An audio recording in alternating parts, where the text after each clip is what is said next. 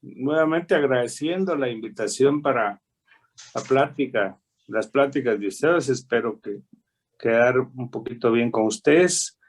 Algo a la carrera, pero es que tuve unas cosas. En esta oportunidad voy a hablar sobre carcinoma del cervix y vamos a empezar. ¿En qué consiste el tracto genital femenino inferior? Pues es un grupo de órganos y estructuras mucosas que son similares, con similares orígenes embriológicos y marcadas relaciones anatómicas que comparten también enfermedades inflamatorias, lesiones benignas o malignas. ¿Qué se hace? Pues es fácil. Realmente el estudio del carcinoma de cervix debería ser una de las cosas más fáciles dentro del punto de vista de la educación médica, ya que lo tenemos a la vista a la mano y a la vista de los ojos. Para el estudio del tracto genital femenino inferior, este tipo de estudios se puede hacer son opcionales, pero no necesarios e indispensables. Todo está a la vista del buen observador. Así es que los estudios de imágenes sí se hacen para estadificar, pero para diagnosticar no hay tanta necesidad. Está muy abierta la pantalla, pero bueno. Es la segunda neoplasia más frecuente a nivel mundial. El reporte de la OMS para el 2018 dice que hay 5.700.000 casos, 750.000 casos al año, de estos cuales 311.000 fallecen. El 30.000 fallecimientos son en Latinoamérica. 15% de todas es el 15% de todas las neoplasias en la mujer. Es el cuarto cáncer más común en la mujer a nivel mundial, precedido por la mama, ¿dónde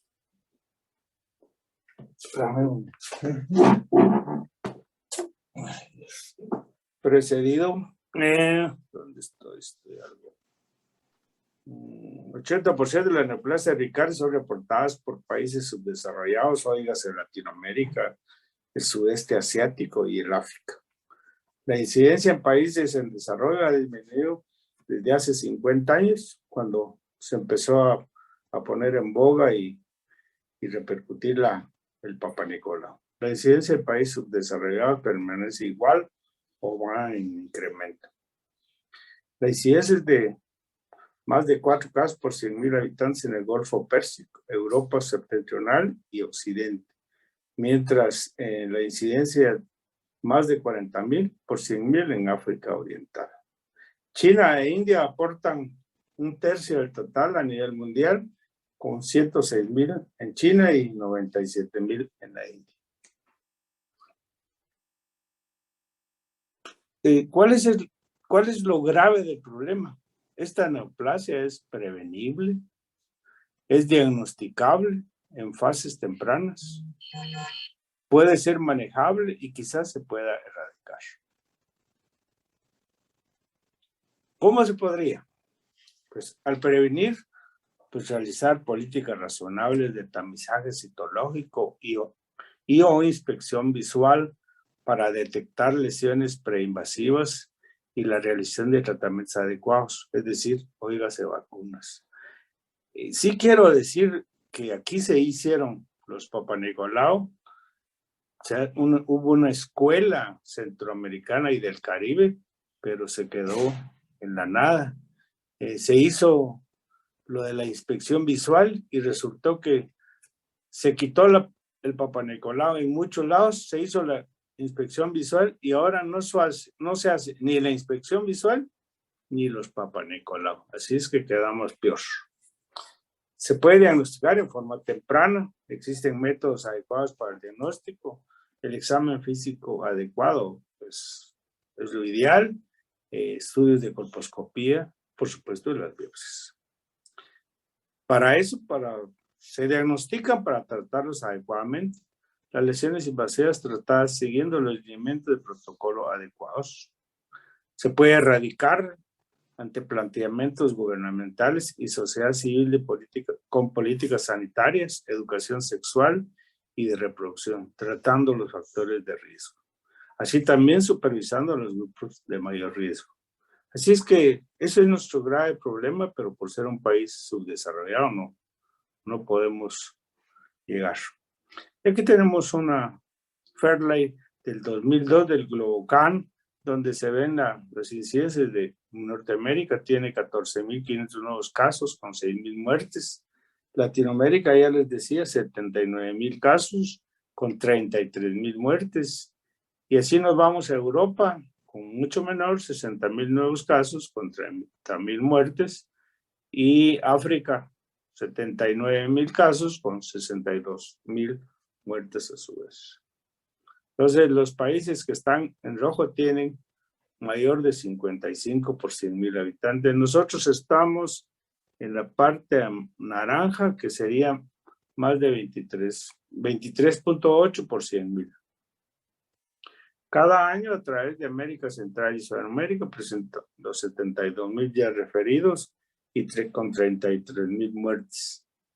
Las estadísticas son conservadoras, muchos casos quedan sin diagnosticar, o son mal diagnosticados o no son reportados. La disparidad es poco probable, que se debe a una variación regional en la prevalencia de la infección por HPV. Esto dicho por Globocan. En este momentito. ¿Aló? ¿Qué pasó, Luisa?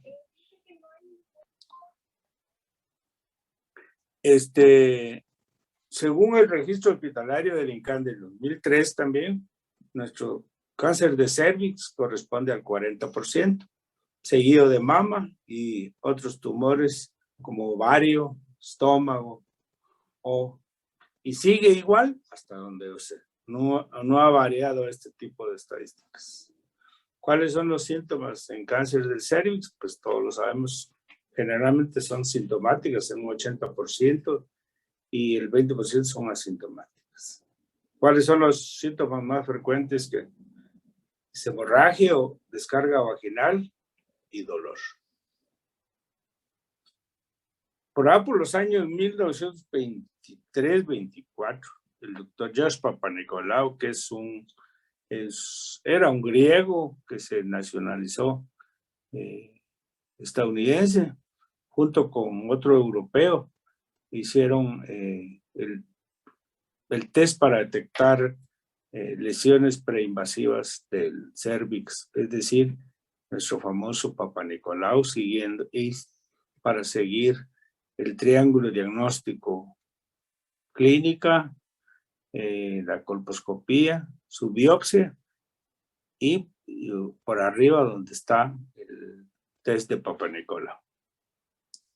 Él nunca ganó el premio Nobel por haber hecho uno de los mejores descubrimientos del siglo pasado. Hay formas de administración, un programa para detectar tempranamente el carcinoma del cervix. Y así tenemos este esquema, donde decimos en la anatomía patológica, que es el eje central.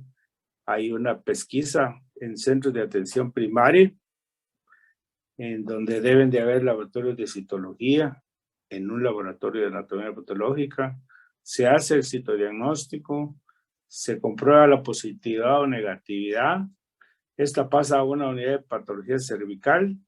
Si esta es positiva, se dirige a los servicios de oncología para sus tratamientos.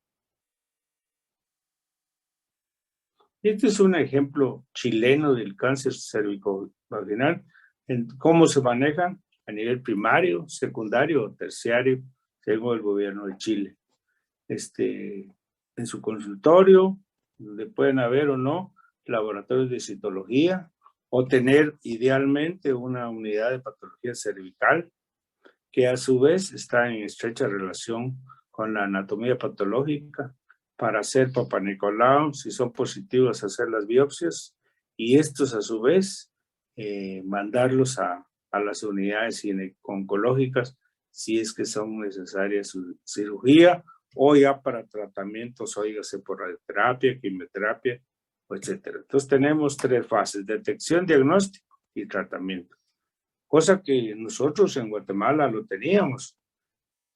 No bien, ni generalizado, pero a la fecha seguimos igual. Es más, ya no tenemos un formal escuela de citotecnólogos o citotecnólogas, y los patólogos, pues, en los hospitales, no en todos hay laboratorios ni de citología, mucho menos de patología.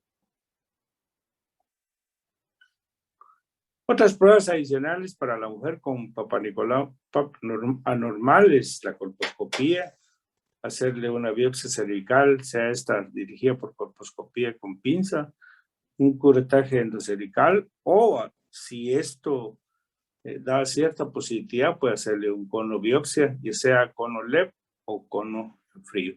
Y el cono frío ya no se hace mucho, eso se hace con bisturí, no se usa más que cono LEDs. Pero para poder hablar, ya ustedes en su mayor parte pues tienen ese conocimiento general, principalmente los ginecólogos, pero para poder hablar de lo que y entender lo que estamos hablando, nos vamos a ir a las partes anatómicas. Ustedes pueden observar en la parte central lo que es la vagina, el cérvix, con un orificio cervical puntiforme, que rara vez lo ve uno, porque eso solo se ve en las mujeres nulíparas o gestacionales.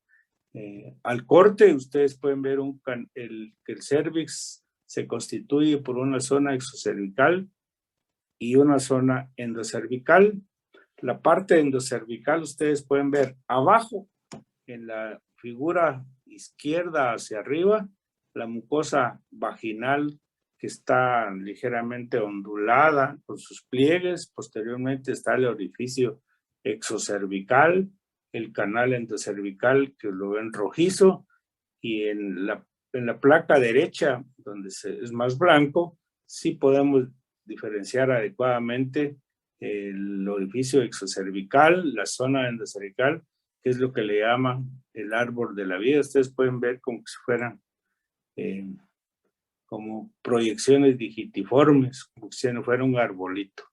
Y a la histología, si ustedes me hacen un favor, pueden ver que en ese recuadro o esquema está la zona exocervical con A, el canal endocervical que mide unos 2.8 centímetros, que si ustedes hacen en comparación con la foto es exactamente ese corte como que si hubiese sido de la foto donde estamos hablando. Eso es el esquema, porque ya a mano derecha podemos observar la parte exocervical. En la parte inferior está el epitelio exocervical o escamoso no queratinizado, y después está la parte endocervical, que es el canal que se reviste por un epitelio cilíndrico mucinoso. Eso es histología, pero ahora nos vamos a las imágenes colposcópicas, y aquí podemos observar la parte ectocervical en la parte superior, la zona de transformación, ustedes lo pueden ver entre blanco y rojizo, y el canal endocervical. La parte de zona de transformación, a la mano derecha, ustedes lo ven bellamente, cómo se pueden observar los orificios endocervicales. Cuando estos están muy dilatados, que es lo que forman los quistes de Nabot, estos se ven tortuosos. Aquí es una colposcopía normal. Igual como en la parte inferior donde se ve el cérvix. La zona de transformación, hay que recordar que tiene tres fases. La fase premenstrual, en donde hay una zona, está el epitelio exocervical metido un poco hacia el canal. En la fase, en la vida sexual activa, la zona de transformación se desplaza hacia la parte inferior, y es por eso donde vemos que el epitelio cilíndrico baja más allá del orificio externo. Y podemos observar a mano derecha que todo el canal revestido por un epitelio endocervical Se lo digo endocervical, ya les voy a mostrar las imágenes por la tortuosidad, porque el otro, que es la línea negra, es el epitelio escamoso. Y por debajo del epitelio escamoso ustedes pueden ver glándulas endocervicales, que eso es las últimas glándulas denominadas así. Pero eso es solo para algo general. Entonces, ¿cómo se reviste la mucosa exocervical? Por un epitelio escamoso, plano, no queratinizado, en donde podemos observar la línea baja, abajo hasta abajo es el estroma.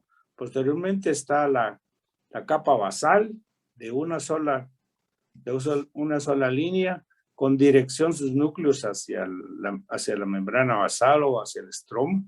Posteriormente está la capa parabasal, que tiene 3 a 4 capas. Posteriormente la capa espinosa y por último la capa superficial. Eso es el epitelio exocervical que reviste a una mucosa normal. Hacia el lado derecho podemos observar el canal endocervical que se reviste por un epitelio cilíndrico mucinoso con núcleos basales y un citoplasma claro sostenido por un estroma laxo vascularizado. En la zona de transformación podemos observar el epitelio escamoso hacia mano izquierda, la zona de transición que pueden ver que es abrupta y posteriormente hacia mano derecha el epitelio cilíndrico mucinoso. Este es un fenómeno normal, pero raramente vista, más que todo en mujeres con una vida sexual aún no tan activa o no desarrollada. Mientras que la zona de transformación, que es la que están ustedes viendo a mano derecha, pueden ver el epitelio escamoso con su estrellita roja. La zona de transformación, ustedes pueden ver que hay dos zonas, una con un azul, que todavía podemos observar restos de epitelio cilíndrico, y la zona verde o estrellitas verdes es donde va a estar el epitelio escamoso metaplásico, que esta es la zona funcional y donde van a presentarse todos los procesos inflamatorios y neoplásicos que en el tracto cervical pueden existir.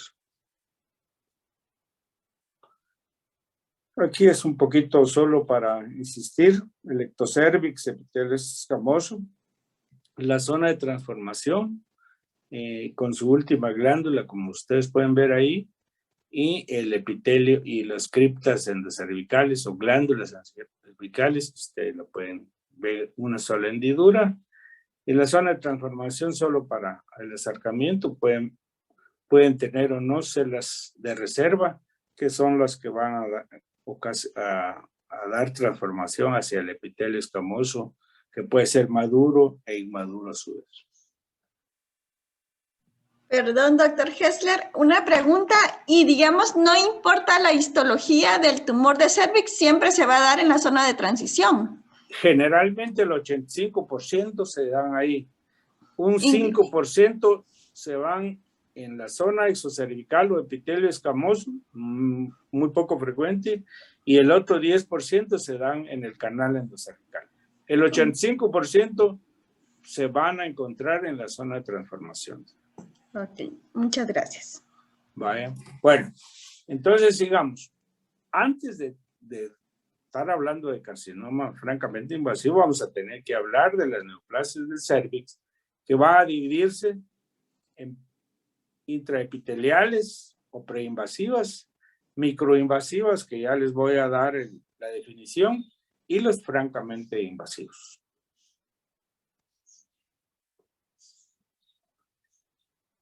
Les repito, la neoplasia se observa en la zona de transformación. Y así podemos observar el ectocervix, el endocervix y la lesión intraepitelial como es una zona blanquecina, lesión intraepitelial preinvasiva. Mientras que los carcinomas francamente invasivos, como ustedes pueden ver, pueden ser de varios tipos: exofítico, ulcerado, superficial, o endofítico, es decir, que no se va a ver en la parte externa, pero sí va a penetrar dentro del estroma.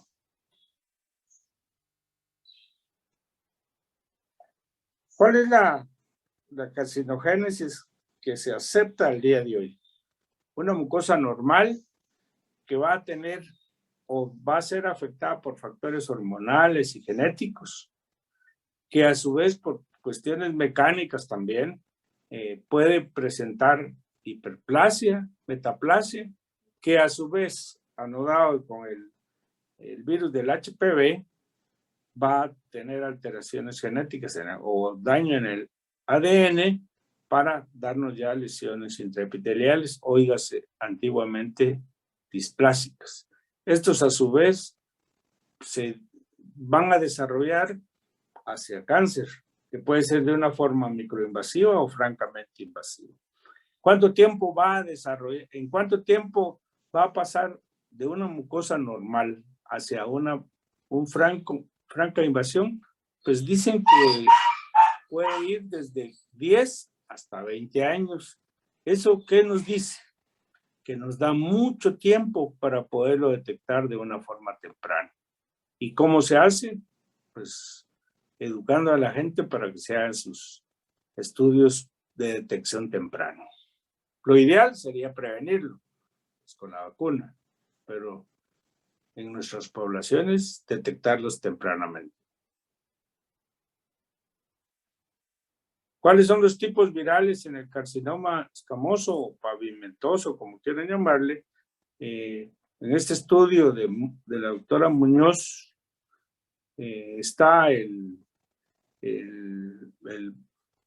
16 en un 53%, que son generalmente escamosos. En el 18 está en un 17% y son principalmente de tipo adenocarcinoma o carcinomas neuroendocrinos. Ya después tenemos una serie de 45, 31. Todos estos son tipos virales de alto grado o alto riesgo. Entonces ahí podemos ver el cuadro que yo les decía. El escamoso está más asociado con el HPV 16, el adenocarcinoma con el 18, el mixto puede estar con el 18 y los neuroendocrinos generalmente pueden estar asociados con el virus 18. Pero, por ejemplo, sí podría haber un escamoso que sea por el virus 18. Sí, con muy poca frecuencia. Esos son más en HPV, es casi Sí. Si uno hace estudios de carcinoma escamoso para buscar HPV, el 16 ocuparía casi un 85% o más. Ok, y digamos la histología sí cambia, digamos, si es un escamoso se va a ver como el escamoso acá. Esa era una de mis dudas. Ustedes lo pueden ver, a mano izquierda ven nidos grandes de epitelio escamoso. Recuerden que ese puede ser queratinizante, que aquí no lo es. Este es un carcinoma escamoso no queratinizante. El adenocarcinoma, ustedes pueden ver que se ve claras las luces glandulares. En el carcinoma mixto debe haber un criterio. Ustedes ven glándula abajo y epitelio escamoso arriba. Esto es un carcinoma mixto, adenoescamoso. Y el neuroendocrino, que no va a tener glándulas y va a tener, pueden ser células grandes o pequeñas, que es como lo estamos viendo ahí. ¿Cuáles son las bases para clasificarlos? Pues por supuesto lo que estamos hablando, el tipo de célula que lo origina, el nivel de invasión estromal, el patrón arquitectural que adopta, el tipo de reacción estromal al tumor, el grado de diferenciación que va desde bien hasta poco diferenciado, el grado nuclear y la extensión tumoral que va a servir para la estadificación. Esas son las bases para clasificar el carcinoma invasivo del cervix. ¿Cuáles son los tipos de células? Ya hemos ido hablando por eso venía desde la histología para que pudiéramos hablar y entender lo que estamos diciendo. El epitelio y el tipo de tumor. El epitelio escamoso nos da el carcinoma escamoso. El cilíndrico o mucinoso nos da el adenocarcinoma. La combinación de ambos, el adenoescamoso y el carcinoma neuroendocrino, pues nos da, las series neuroendocrinas nos dan carcinoides típicos o atípicos que aún persiste en clasificación, y los tumores neuroendocrinos de células pequeñas y grandes. Aquí viene, les voy a ir mostrando unas cositas interesantes, cómo han ido cambiando las clasificaciones de la OMS hasta el día de hoy, en el año 20, y hoy en el 21 que ya se publicó el último libro del carcinoma del cervix, que por cierto está muy malo. Es decir, no lo aconsejo para como les dijera, para estudiar, no. Lo que tiene es una cantidad de bibliografía para poder buscar, si en eso no hay discusión, pero no sirve para poder aprender. Ahí solo le dan un listado de lesiones, pero no sirve para aprender. Sirve solamente como... Se enojan conmigo en el San Juan mis colegas de que no soy muy partidario de la OMS para estas cosas. Yo prefiero mis libros de patología ginecológica, que me sigue enseñando más. Para estadificar o codificar estoy de acuerdo, la OMS, pero lamentablemente en el libro de patología ginecológica no llena todas las expectativas, pero eso es otra cosa. ¿Cuál es la clasificación que en el año 2003 se empezaba? Pues la clasificación de lesiones escamosas benignas, condiloma acuminado, papiloma escamoso, pólipo fibroepitelial y las lesiones intraepiteliales mismas. El carcinoma de células escamosas con invasión temprana o microinvasivo, y el carcinoma de células escamosas francamente invasivo. Y los glandulares y precursoras, displasia glandular, adenocarcinoma. La displasia ya no es muy controversial, el adenocarcinoma in situ, adenocarcinoma con invasión temprana y los adenocarcinomas puros y otros tipos de tumores.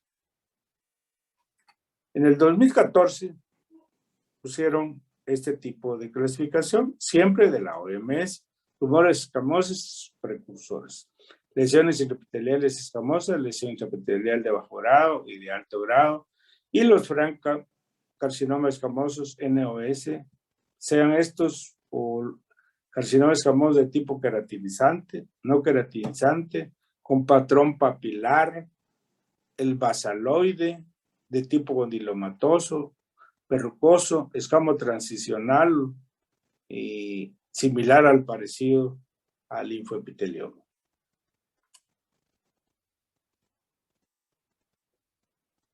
El adenocarcinoma in situ como tal, el adenocarcinoma franco de tipo endocervical o usual, y los carcinomas NOS. Entonces aquí ya le pusieron una variante muy interesante, es el de tipo gástrico, antes llamado adenoma maligno, adenoma de diferenciación mínima, el de tipo intestinal y el de células del anillo del sello. El de células del anillo del sello, para poder decir que es primario, antes de darle la connotación primaria al cervix, debe descartarse que no sea metástasis. Óigase de colon, de estómago o de mama, o de otras glándulas, pero principalmente estas. El carcinoma bioglandular es algo muy interesante, es una neoplasia muy limitada del epitelio endocervical y su conducta biológica es de lento crecimiento, y si se encuentra de una manera temprana se puede tratar incluso hasta con OLEDs sin que esto repercuta. Ya después el carcinoma endometrioide, que en el 14 todavía se insistía en su existencia. En la actualidad, ya en la nueva clasificación, dicen que no pasa del 1%. El carcinoma de células claras, el seroso, es muy agresivo. El mesonéfrico, resultado de restos de Wolf, y el carcinoma mezclado con carcinoma neuroendocrino. Y después ya vienen los subtipos como el adenoscamoso, el carcinoma de células de envirio despulido, y ahí hay más, está el adenoideo basal, los tumores neuroendocrinos de bajo grado, como es el carcinoide típico, o los de alto grado, que pueden ser células pequeñas o grandes. Y ahora, igual, yo creo que aquí repetí el del 2013, el carcinoma microinvasivo, el invasivo, que decía yo queratinizante, no queratinizante, y las variantes, no sé por qué se repitió. Y ya vino en el último consenso de la OMS, en la clasificación de los tumores de cervix, OMS junio 2020. Entonces aquí sí los dividieron en carcinomas escamosos y carcinomas glandulares. Dentro de las lesiones benignas, pues tenemos la metaplasia escamosa, que ya la consideran como una lesión neoplásica, aunque benigna. La atrofia, no sé por qué la ponen ahí, porque no es una neoplasia, es una condición fisiológica normal, pero puede confundir en un momento dado con un carcinoma. El condiloma acuminado, que ya está francamente, y las lesiones escamosas intraepiteliales de bajo grado, óigase, neoplasia intraepitelial cervical grado 1, o las lesiones escamosas intraepiteliales de alto grado, neoplasia intraepitelial, óigase, NIC3 y carcinoma in situ. Y los francos carcinomas, pero aquí ya viene la variante, los carcinomas escamosos asociados a HPV, los carcinomas de células escamosas independientes de HPV, igual como en cabeza y cuello y otras áreas, y el carcinoma de células escamosas NOS. Así es como está la clasificación escueta de las lesiones, no menciona las subvariantes, tiene uno que ir a los libros generales, o como la anterior, si ustedes pueden ver, como en el 2013 o 14, en donde seguían reportándose las variantes. Entonces ahora les da mucha importancia si están o no asociados a HPV, que ya va a ser para un tipo de tratamiento específico. Y así tenemos para los tumores glandulares, tenemos una serie enorme de lesiones que pueden simular adenocarcinoma, como es el pólipo endocervical, el papiloma mulleriano, que característicamente se observa en niños, en mujeres jóvenes, rara vez en personas adultas, y resultan de restos mullerianos. Los quistes de Nabot, que es muy normales, los tunnel cluster, que no tiene una traducción al español, son canales o túneles, acúmulo de túneles que pueden ser de tipo A o B. La hiperplasia microglandular, que eso es importante, es asociado a embarazo o a tratamientos hormonales. La hiperplasia glandular endocervical de tipo lobular, que está asociado con el adenoma maligno de desviación mínima o el adenocarcinoma de tipo gástrico. La hiperplasia glandular endocervical laminar difusa, que puede en un momento dado, si no se conoce, reportarla como un adenocarcinoma cuando no lo es. Remanentes mesonéfricos. El fenómeno de Arias Stella, que originalmente se describía en el endometrio. Ahora pues ya se puede ver en todo donde haya mucosa endometrial. La endocervicosis, la metaplasia tuboendometrial, que sucede posteriormente a biopsias o a realizaciones de CONOLETs. Y por supuesto puede haber tejido prostático ectópico y a su vez tener carcinomas prostáticos en el cervix. Es una rareza, pero está descrito. Posteriormente estamos ya las lesiones malignas, preinvasivas o francamente invasivas. Tenemos el adenocarcinoma in situ, NOS, Y ya venimos a la adenocarcinoma in situ asociado a HPV, el adenocarcinoma in situ independiente a HPV, el adenocarcinoma NOS, el adenocarcinoma francamente invasivo asociado a HPV, el adenocarcinoma independiente a HPV tipo gástrico, que era el que les decía yo, que es el adenoma maligno, el adenocarcinoma independiente a HPV de células claras, el adenocarcinoma independiente de tipo mesonéfrico, el independiente de HPV NOS y los adenocarcinomas endometrioides. Así es que sencillo, pero nos deja un poco en dudas.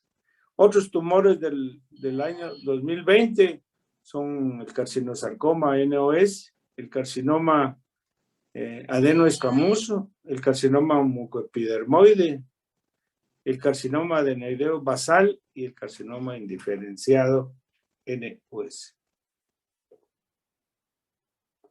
¿Cómo vamos a clasificar a las neoplasias?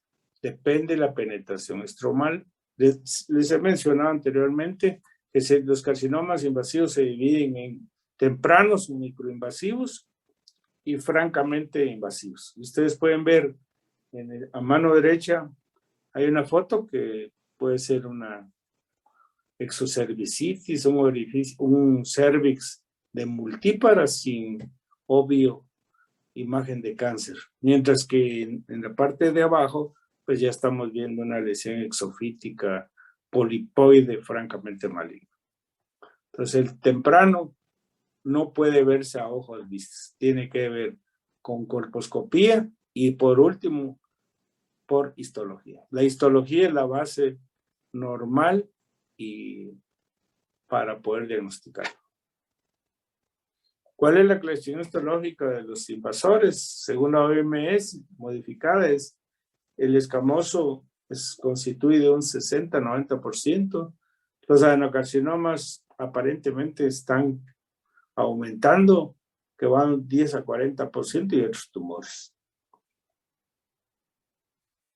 Y aquí más o menos el mismo esquema, microinvasivo, el cervix con sus lesiones microinvasivas o francamente invasivas y las subvariantes escamosas, adenocarcinomas, según el doctor Scully, y otros tumores. Vamos a hablar un poquito del carcinoma temprano o microinvasivo que incluso entre los patólogos muchos no lo conocen y lo obvian cuando pueden ser bien tratados adecuadamente. El concepto de carcinoma cervical temprano con pronósticos favorables se le acredita a Metzger, quien lo definió como un microcarcinoma lesión que invade menos de 5 milímetros dentro del estroma cervical, midiendo desde la membrana basal para la profundidad. Pues fue descrito por Metzger en el año 47. Generalmente, les decía, son asintomáticos. Pueden ser detectados por citología, pero por una persona que sea con mucha experiencia y experto en el tema. Y por supuesto, tienen que ser confirmados por histología. Su frecuencia está estrechamente relacionada con los programas de tamizaje de cáncer. A mayor tamizaje, mayor detección de carcinomas tempranos. Y el rango de edad es entre la tercera hasta la octava década. La evidencia actual es que el periodo de la fase de microinvasión antes de pasar a franco-invasor es corto. Antes, en 1970, se consideraba o se detectaba un 7%. En los años 2000 ya muchos de los carcinomas son detectados de una forma temprana o microinvasiva, con mejor pronóstico. ¿Cuál es el objetivo principal de poder diagnosticar y definirlo como microinvasor? Es que todos aquellos carcinomas tempranos puedan ser tratados de una forma conservadora, sea por conobiopsia o por histerectomía simple. Aquellas lesiones que excedan los criterios de microinvasión son manejados con histerectomía radical o radiación.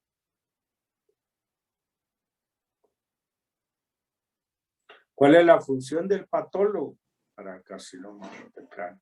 saber identificar la invasión, les decía yo, saber distinguirla y diferenciarla con lesiones benignas simuladoras y aplicar los criterios correctos para definir lo que es una microinvasión. ¿Cuáles son los patrones histológicos diagnósticos de invasión?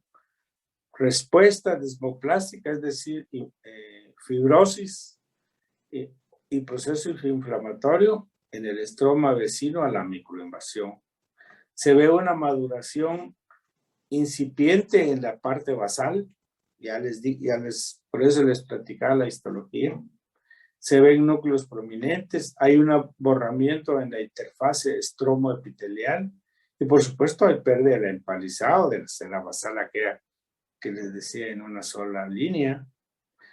Puede haber un reforzamiento en la interfase estromoepitelial y por supuesto arrugamiento o duplicación. Esos son criterios de histología que solo los mencioné. Puede sospecharse de microinvasión cuando hay acúmulos de células neoplásicas. Ustedes pueden ver los dos cuadros de abajo, se ven acúmulos, no se ven renacuajos, sino son células muy homogéneas, pero en cordones o mantos. Cuando eso existe, puede uno inferir o sugerir que es un carcinoma in situ con áreas probablemente de microinvasión, y eso pues ya no se podrá corroborar con la histología.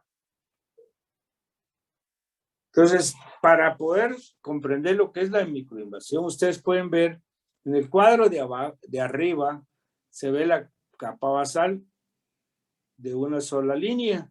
Abajo está sostenido por su estroma y arriba todo el epitelio que debería estar maduro ya no está, es inmaduro, y esto es una lesión de un carcinoma in situ, porque afecta todo el espesor de la pared.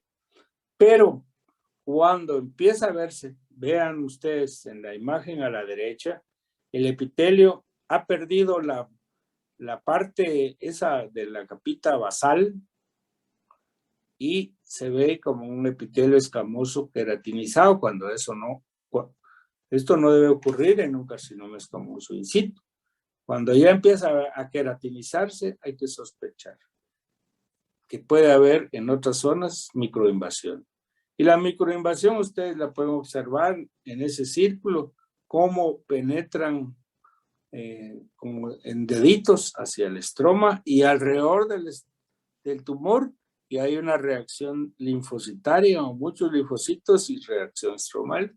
Y abajo, pues al lado derecho, se ve una franca microinvasión, pero muy temprana, con reacción estromal vecino. Aquí hay otros ejemplos. Pueden ser de extensión directa o en islas, como en la parte de abajo. Se pueden observar y se debe de medir. Ustedes ponen una línea roja desde la parte basal hasta donde termina la lesión. Y ese es el grado de profundidad. Entonces, 3 elementos básicos para la microinvasión. Determinar el grado de profundidad. Ver que haya o no permeación linfovascular. Ya les voy a explicar por qué. Y si hay o no confluencia entre cordones que penetran en el estroma. O, por supuesto, en la parte de abajo, le pueden ver ustedes los trombos tumorales, que son importantes, depende de la clasificación que uno maneja. Los criterios de invasión, según la Sociedad de Gineco-Oncología, no debe de medir más de 3 milímetros de profundidad y no debe de haber permeación linfovascular, mientras que la FIGO, más laxo, lo divide en 2.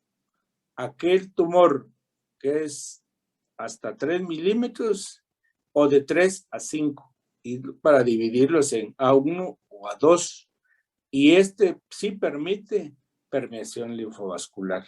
Nosotros aquí en América usamos, Latinoamérica, pues FIGO. Aquí más o menos estamos hablando de lo mismo, el crecimiento vertical, menor de 3 milímetros, entre 3 y 5 milímetros, y la otra medida es la extensión horizontal, que no debe medir más allá de 7 milímetros. Entonces, el carcinoma microinvasor debe no medir más de 7 milímetros horizontalmente y no más de 5 milímetros de profundidad. Dependiendo si usted quiere en FIGO o SGO. ¿Cuáles son las controversias? Doctora, platicamos al ratito porque estoy dando una plática. No tenga pena, no tenga pena. Carcinoma, sus controversias. La biología del cáncer temprano y los criterios histopatológicos para un diagnóstico correcto. El saber reconocer los cambios histológicos confusos que si están presentes pueden subir la estadificación. Conocer adecuadamente la razón del esquema de clasificación, si se hace para análisis estadístico, los estadios de FIGO o como guía de tratamiento como de estadificación SGO.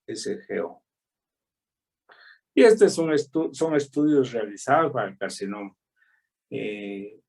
Dependiendo de su profundidad, si son hasta 237 casos mayores de 1 milímetro, ustedes pueden ver el 0.4% de metástasis y la recurrencia es 0. Pero en este estudio 132, que tenía una profundidad de 3 a 5 milímetros, puede haber metástasis un 6.8% y una recurrencia del 2.3%. Este es nada más un esquema de lo que estamos hablando, de cómo son los diversos patrones de la microinvasión, si es extensión directa del epitelio o si se ve en nidos o con nidos confluentes, como ustedes pueden ver, pero siempre no debe medir mayor de 5 milímetros de profundidad y menor de 7 milímetros horizontalmente. Eso es un estadio 1, A1 o A2.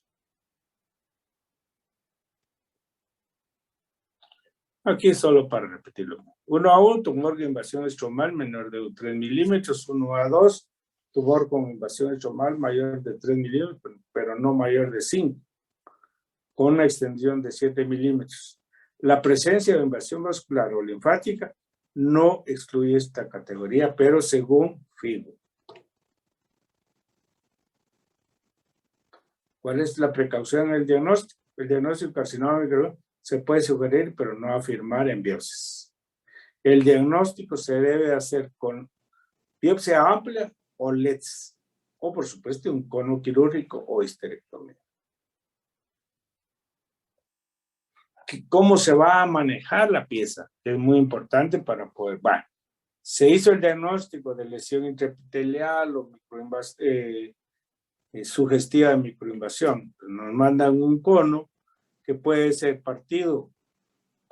Ustedes pueden ver, si nos lo mandan adecuadamente, pueden ver en la parte supermedia cuántos cortes podemos llegar a realizar si el cono está bien hecho. El cono está a mano izquierda, es un cono verdadero y se corta de las 12 para atrás. Y después se pone en alfileres, se deja fijando por 24 horas y lo cortamos siguiendo el horario del reloj. Y así volvemos a lo mismo, ¿eh? ¿Cuántos cortes puede uno ver en un cono o debe de hacer? Y lo ideal es incluir uno en cada cápsula para poderlo definir. Y entonces, para poder decir, está de 12 a 3, de 3 a 6, de 6 a 9 o de 9 a 12. No sé si tenga la gran importancia por manejo, pero... Y aquí tenemos un esquema de lo que es un carcinoma en un corte de cervix, con un cono, un carcinoma medido horizontal y de profundidad. Y ahí tenemos la histología. ¿Qué pasó? El carcinoma epidermoide invasor o infiltrante lo podemos observar en nuestra población aún de una forma ulcerativa o una forma vegetante. Y así los dividimos, ya les decía, en el verrucoso, condilomatoso, de tipo papilar, o carcinoma epidermoide, o sarcomatoide. La citología es muy importante para la detección, no solo temprana, sino diagnóstica. Y ahí, así ustedes pueden ver las células grandes en forma de renacuajo o en fibras. Este es un verdadero carcinoma invasor, que en el cuadro de abajo puede tener mucho infiltrado o diátesis tumoral.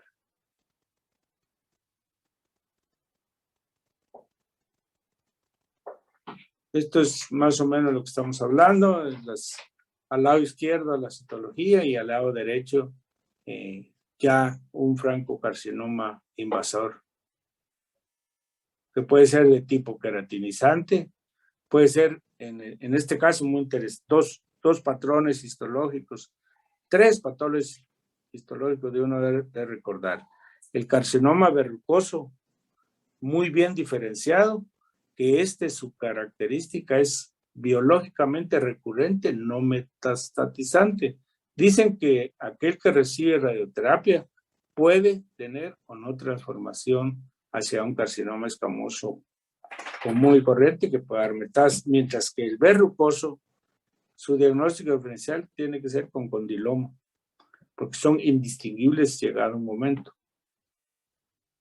En la parte de abajo podemos observar un carcinoma escamoso, pero con un patrón fusocelular que puede simular un sarcoma del estroma cervical. Y en la parte derecha, un tumor que se ve principalmente entre los 60 y 70 años, es un carcinoma que tiene papilas y es un carcinoma escamoso con patrón papilar que puede recordar en un momento también escamo transicional, se llama escamoso, con células de aspecto urotelial o transicional. Para gradificarlos se hace en 4. Aquel bien diferenciado que va a recordar al epitelio normal, que es el queratinizante bien diferenciado, o aquel que no va a recordar ni queratinización ni formador de nada, que tiene un pleomorfismo marcado y una cantidad de mitosis, como ustedes lo pueden ver en la parte inferior derecha. Tiene células de todos tamaños, pleomórficos, y una cantidad de mitosis atípicas. ¿Cómo se debe? Dentro de los estudios realizados, estadificarlos adecuadamente. En este caso es una exenteración total, en donde tienen un carcinoma de cérvix, el cual ha invadido el recto en la parte posterior y la vejiga en la parte anterior.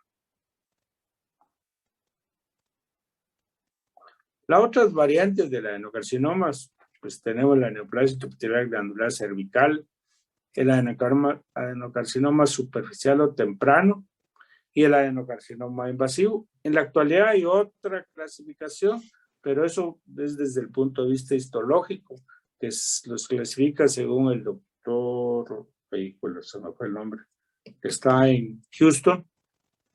Se me fue. Pero la doctora Cabrero,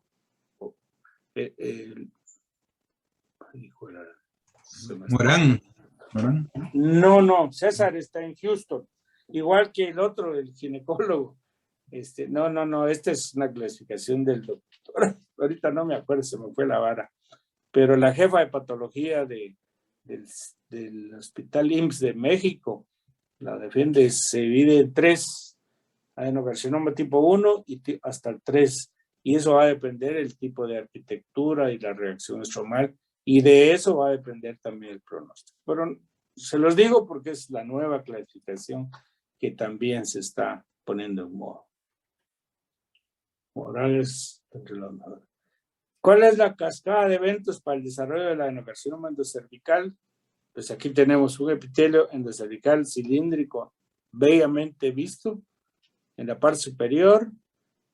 Pueden ver ustedes lo que yo les decía, de dónde se originan las células de reserva. No se sabe, dice que son transformación de las células estromales, y aquí lo ven bellamente, un endocervix con hiperplasia de las de reserva, que a su vez, siendo afectada por el HPV, ya nos da lesión intraepitelial, ya no es lo mismo, el mismo epitelio que estamos viendo a mano izquierda que el derecho, y se va desarrollando y se va desarrollando. Hacia el lado derecho pueden ver ya los núcleos diferentes, y aquí ya un franco. Aquí al lado derecho en medio es un adenocarcinoma francamente in situ, mientras que en el izquierdo al final, después del corte, es un franco adenocarcinoma francamente invasivo.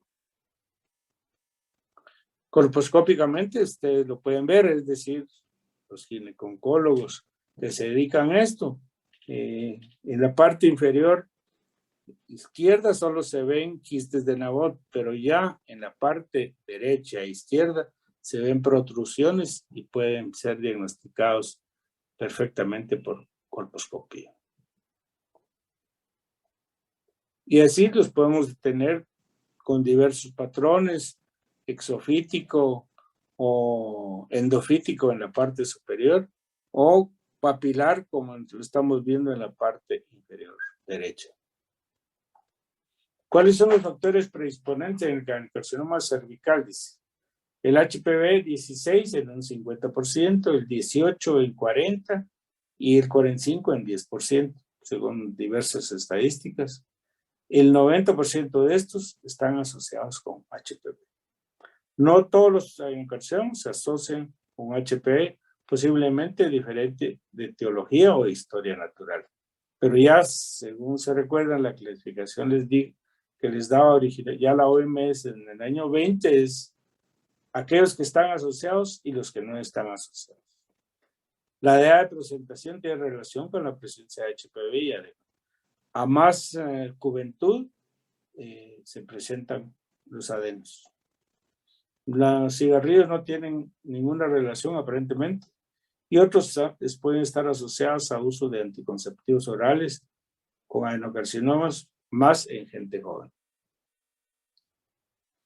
¿Cuáles son los tipos de adenocarcinoma conocidos? Ya les decía, el tipo endocervical, el intestinal, el anillo sello, que se debe conocer si es primario o metastásico, el tipo endocervical o adenoma maligno, que ya se los mencioné, que actualmente se considera como adenocarcinoma de tipo gástrico, el bioglandular con buen pronóstico, los endometrioides, que son muy raros, el de células claras sí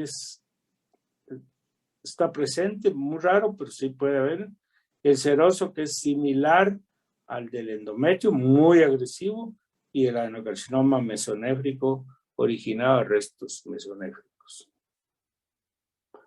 Los rasgos citológicos, pues solamente para mostrarles, ustedes pueden ver, aquí no se ven fibras, sino ya se ven estructuras glandulares bien formadas. Y ahí están en medio los criterios que el patólogo, citopatólogo debe de llevar para poder diagnosticar adenocarcinomas. No es tan fácil.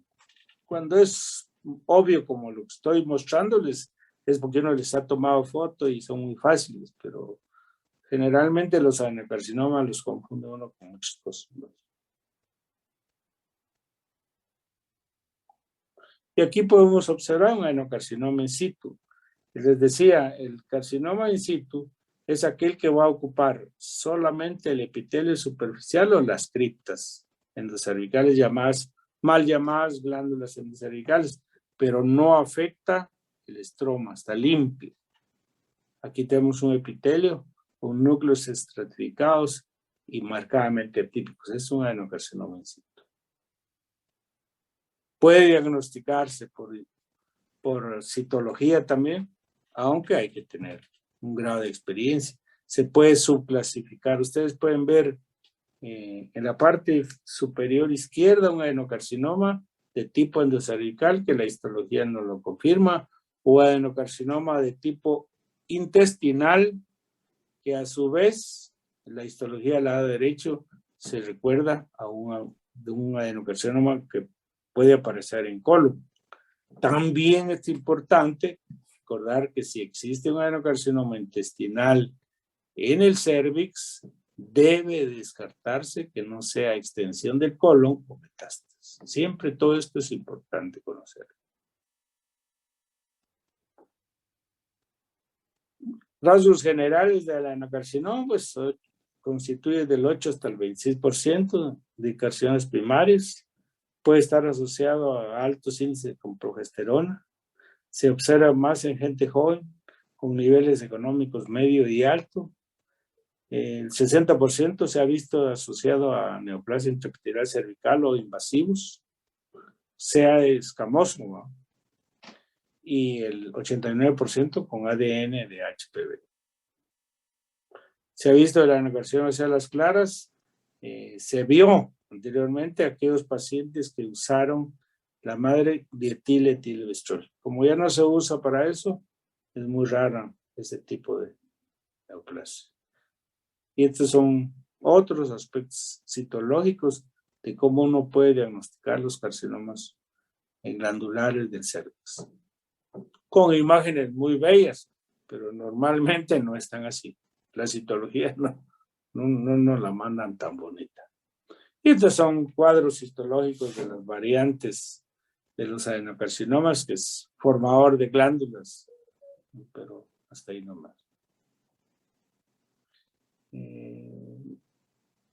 Pues solo para darles un ejemplo, si alguien tuvo curiosidad, arribita está el bioglandular, que es un tumor exofítico bien papilar y siempre es pequeño, casi limitado a la superficie y puede curarse por cono. Entonces hay que saber y determinar.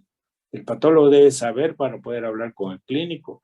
Al lado derecho está el de tipo de desviación mínima o el de tipo gástrico, actualmente muy agresivo, que es importante conocerlo.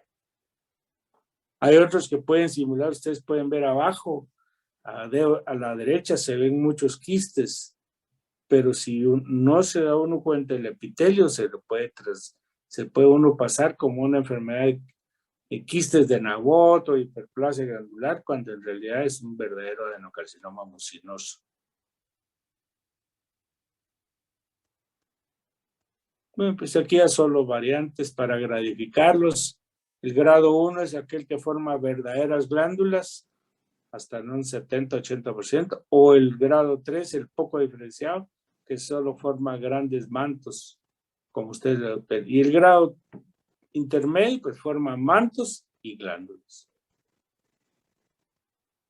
Otros tumores, pues los mixtos, carcinomas de células vidriosas, se observa en gente joven, principalmente en embarazadas o post-embarazadas. El carcinoma adenoideo quístico, que es similar al carcinoma adenoideo quístico de la glándula salival, con los mismos pronósticos si es de tipo tubular, cribiforme o sólido. El carcinoma adenoideo basal es una variante muy rara, pero con un comportamiento benigno. Ya vienen los carcinomas neuroendocrinos, que sean estos atípicos o típicos, o carcinoma neuroendocrino de células pequeñas o grandes. Y aquí tenemos ejemplos. Aquí tenemos abajo el adenoideo quístico, abajo izquierda, o el franco adenocarcinoma neuroendocrino, como ustedes lo pueden conocer. Solo para recordar, todas estas lesiones pueden simular adenocarcinomas y el patólogo las debe conocer para no meterlas de caminar. Quistes de Naboth profundos, Turner cluster o hiperplasia en túnel, hiperplasia glandular endocervical lobular o laminar, adenomiomas, que no es nada más glándulas endometriales o endocervicales rodeadas por músculo, papilomas mullerianas, pero esto se ve en niños, les decía, tejido prostático, metaplasia tubárica, el adenoma velloso similar al del colon. Tantas lesiones que pueden simular y deben de ser conocidas por el patólogo. El sistema de estadificación de la FIM, pues limitados al cervix, menores de 5 milímetros o mayores de 5 milímetros de invasión. Este es el estadio 1. El estadio 2 les estoy dando a grandes rasgos, no las modificaciones que han habido. El estadio 2 invaden fuera del cervix sin extenderse fuera de la pared pélvica y no invaden el tercio inferior de vagina. El 3 fuera de la pared pélvica e invaden el tercio inferior de vagina. Y el 4 salen de la pelvis o invaden la vagina o recto. Esto es nada más un ejemplo de qué es un estadio ya 3 o avanzado, como ya se los había mostrado. Aguas. Los hallazgos histopatológicos que pueden predecir la conducta tumoral, su pleomorfismo, su índice mitótico, la gradificación, el patrón de invasión al estroma, el infiltrado de células inflamatorias. Dicen que aquel que tiene mayor eosinofilia es de mejor pronóstico. El grado de profundidad, si es microinvasivo o francamente invasivo, o la presencia o ausencia de invasión vascular. ¿Cuáles son los factores pronósticos? Y aquí lo vemos esquematizado adecuadamente. Abajito en la micro está la permeación linfovascular y arriba en la foto está la extensión tumoral y la profundidad tumoral, estadio tumoral, tamaño tumoral, grado tumoral, profundidad de invasión, permeación linfovascular y proliferación y el tipo histológico. Todo esto ustedes deben de pedírselo al patólogo que se los reporte en su, valga la redundancia, en su informe de patología. El reporte de patología, ¿qué es lo que debe contener? Desde el punto de vista microscópico, el tamaño y forma del útero, aspecto de la lesión, 3 medidas para el tumor, indicar si existe invasión extracervical, disculpen. Desde el punto de vista microscópico, tipo celular, profundidad, porcentaje del cervix afectado, si es menor del 50% o es mayor del 50%, o si llega a parámetros, que tenga o no permeación linfovascular, que tenga invasión paracervical o parametrial. La sobrevida, ya ustedes la conocen, el 1A, 92%, y el 4, 25%. La sobrevida global debe ser en un 74%. Y hasta aquí creo que llegué. Espero no haberles afectado tanto su tiempo. Gracias. Gracias a vos, Heller, como siempre, una buena plática ahí. No sé si tienen alguna duda, mucho. Buenas noches. Yo tengo un montón, pero bueno, sigamos. Dele, doctora, perdón. Bueno, gracias. En la clasificación de la JCSM describen casi la penúltima diapositiva que usted puso de las características que debe llevar el informe histopatológico de estas patologías. Pero habla, por ejemplo, que cuando se da una cirugía, describen como la cantidad de ganglios que como cada uno, ¿verdad? Como N1, N2, de acuerdo a cómo se los fueron dando. Pero menciona específicamente habla del número de 6 ganglios. Mi pregunta es, digamos, para que sea una cirugía de tipo oncológica, ¿son 6 los ganglios que deben de resecar o se deben de resecar más? Y por el grupo de ganglios tan extenso que hay, si hay como si se deben de tomar de diferentes sitios, de parametrios por un lado o paraórticos. Esas son mis preguntas. Claro que sí, es decir, cuando ya hay una cirugía para tratamiento radical, sí, pues obviamente va a ir los parámetros y en los parámetros hay ganglios. Ya después toda la secuencia ganglionar que se tiene. Todo esto debe de ser disecado, pero de eso va a depender mucho del cirujano, la habilidad del cirujano, porque la verdad ese es el gran pleito que existe entre los cirujanos y nosotros los patólogos, que nos mandan las piezas, que yo dice que 20 ganglios por cada lado y resultaron que ni uno, o 20 ganglios resultaron 12 es una buena, de 10 a 12 ganglios idealmente está bien. Ok, o sea que 6 ganglios sería una infraestadificación, digamos. Es que ahora incluso ya se está haciendo hasta microestadificaciones como en el endometrio, si es pocos, no importando, lo ideal es determinar si hay o no. El cirujano debe de saber cuándo hacer una buena disección e incluso determinar, como ahora está muy de moda, el ganglio centinela, que no lo quise hablar acá porque no era parte.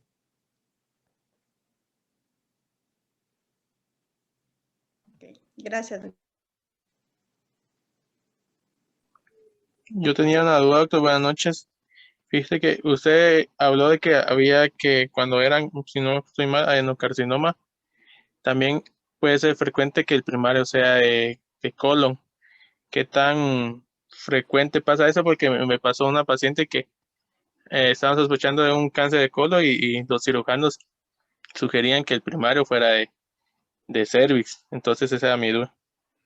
Sí, no, es importante. Es decir, les decía, cuando hay carcinomas con células en anillo de sello, antes de determinar que son primarios de cervix, deben de determinarse que no sea enfermedad metastásica, óigase de estómago, de colon, incluso hasta de vesícula muchas veces, muy raro, pero puede ocurrir, o de mama. Igual para los adenocarcinomas de tipo intestinal. ¿Cuándo habla uno de tipo intestinal? Cuando el adenocarcinoma tiene células caliciformes. Eso es entonces uno siempre decir, bueno, esto es un adenocarcinoma de tipo intestinal. ¿Cómo está el colon o el tracto digestivo? Porque si no, puede uno diagnosticar como primario algo que no lo es.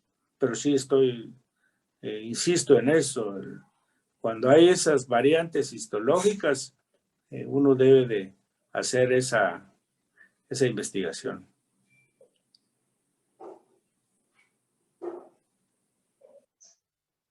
Gracias. Bueno. Doctor, muy buenas noches. Una pregunta. Vi en su diapositiva que puso que el adenocarcinoma pues no siempre se relacionaba con BPH y una vez en una clase pues estábamos discutiendo si siempre los escamosos se relacionarán con BPH o no. O sea, me imagino que que en medicina como siempre hay pues excepciones para todo, ¿verdad? No, pero les decía que la actual clasificación de la OMS del año 2020 los dividen en aquellos carcinomas que se asocian a HPV y aquellos que no se asocian. Óigase, escamosos o adenocarcinomas. Entonces, y hay variantes. Por eso creo que se va a poner muy en boga hacerle a todos los carcinomas HPV para poder diferenciar cuáles están asociados y cuáles no. Pero eso sí, igual que en cabeza y cuello, vamos a ver, permítame, aquí está. Vamos a ver. Aquí está. Clasificación de tumores cervix. Aguas.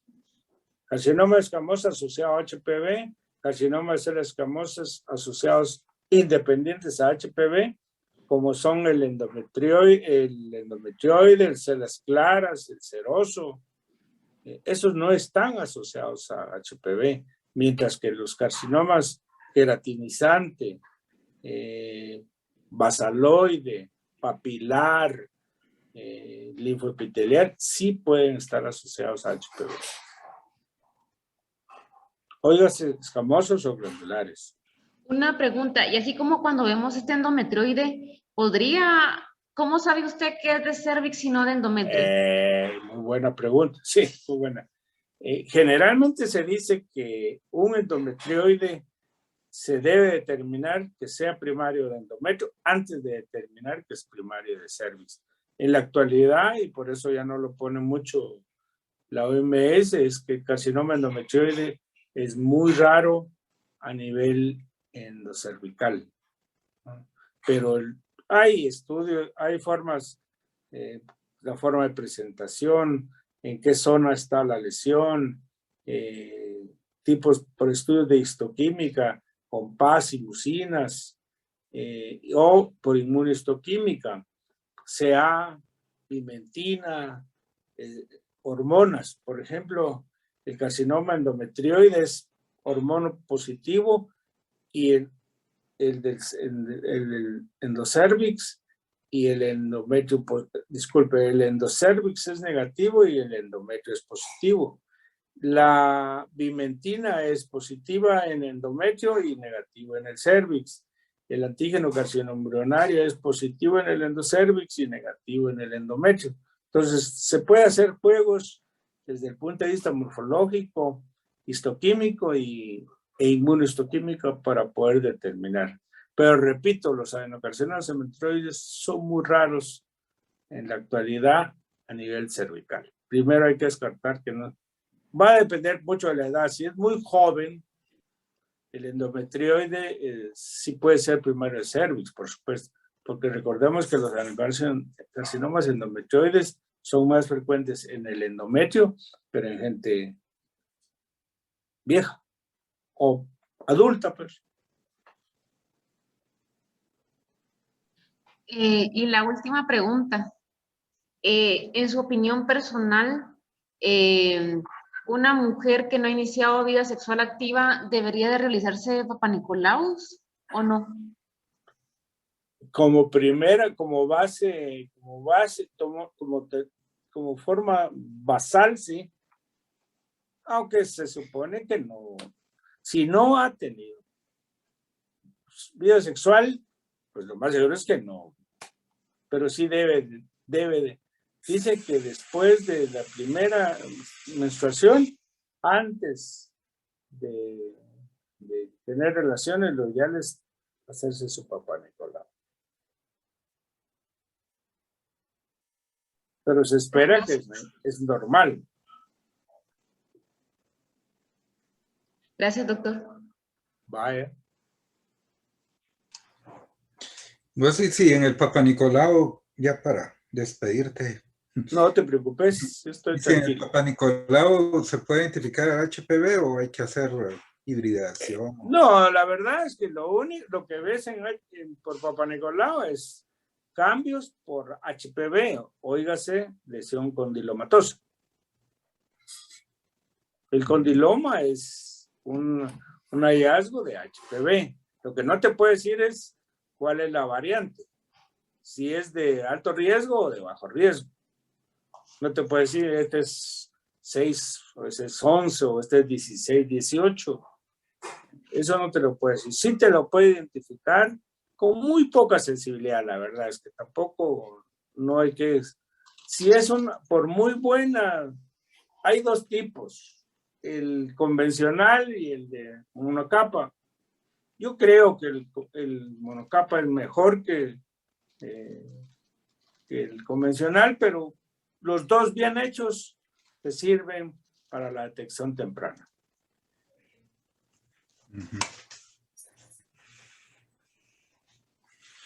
Sí, y cáncer de cervix. Hay tanto que hacer aquí en Guatemala. Así es.